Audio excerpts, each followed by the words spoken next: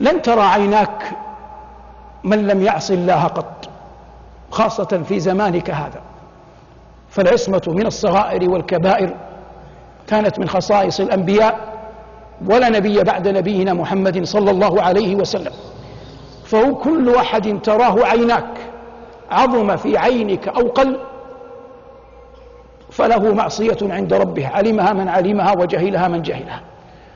وإنما يتفاوت الصالحون في الإنابة إلى رب العالمين تبارك اسمه وجل ثناؤه، فقال جل ذكره منيبين إليه واتقوه.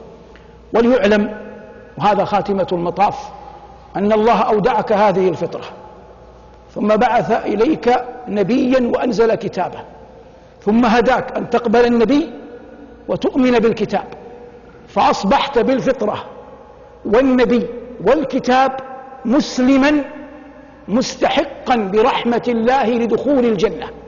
ما الذي تخافه وتخشاه؟ أن تسلب هذا. لا يبقى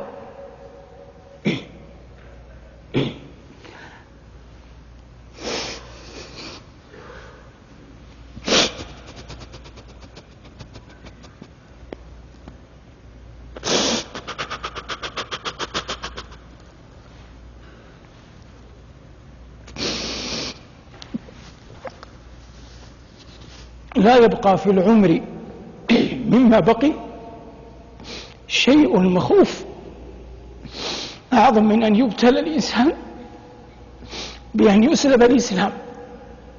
قال الله عن الصالحين من خلقه: ربنا لا تزغ قلوبنا بعد إذ هديتنا وهب لنا من لدنك رحمة إنك أنت الوهاب. أحيانا الله وإياكم على الإسلام وأماتنا عليه، وجعلنا الله وإياكم مباركين أينما كنا، وصلى الله على محمد وآله، والحمد لله رب العالمين.